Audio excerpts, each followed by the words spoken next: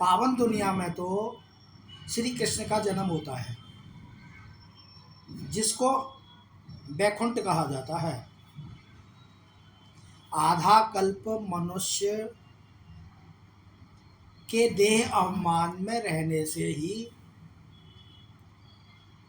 उसकी बुद्धि बिगड़ जाती है और उसके रंग रंग में 5 विकार जो हैं, काम क्रोध लोभ मोह अहंकार, अपनी जगह बना लेते हैं। और वह आत्मा से, जो आत्मा हमारे यहाँ रहती है, उस आत्मा से बहुत दूर होता चला जाता है। फिर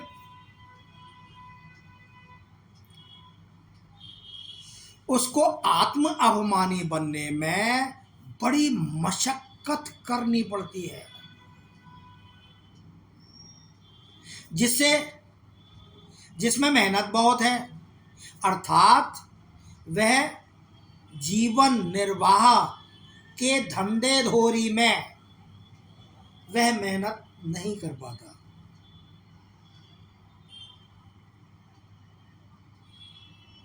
अलोम विलोम प्राणायाम आदि से शरीर तो स्वस्थ हो सकते हैं, शरीर को बल मिल सकता है, निरोगी हो सकते हैं, पर आत्मा को बल नहीं मिलता, आत्मा मजबूत नहीं होती, आत्म अभिमानी आप नहीं बन सकते।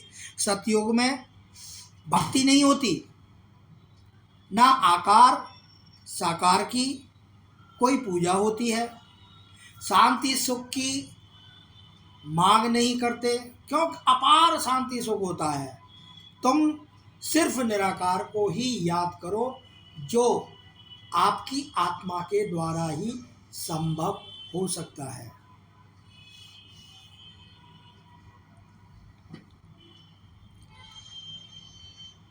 आत्मा स्वतः ही अपने समान में टिकी रहती है।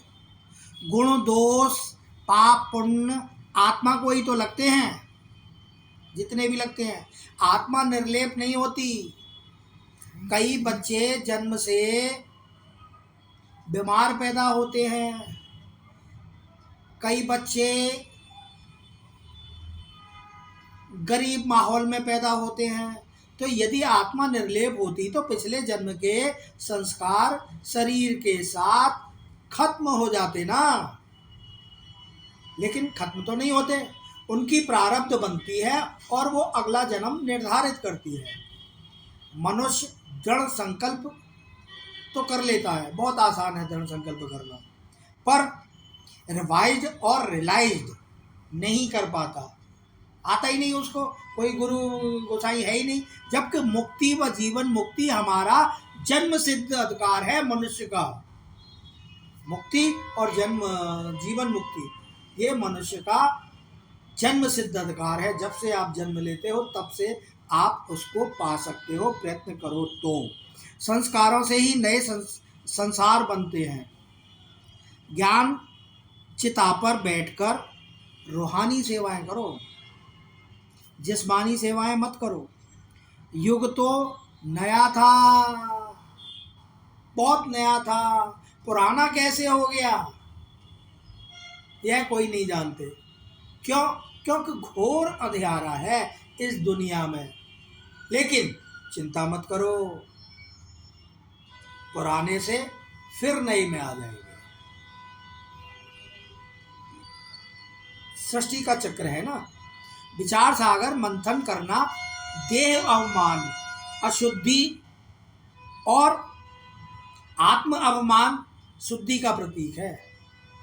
देह अवमान मानो अशुद्धि है, और आत्म अवमान यदि आपको हो गया तो उसको आप शुद्ध पवित्र समझे।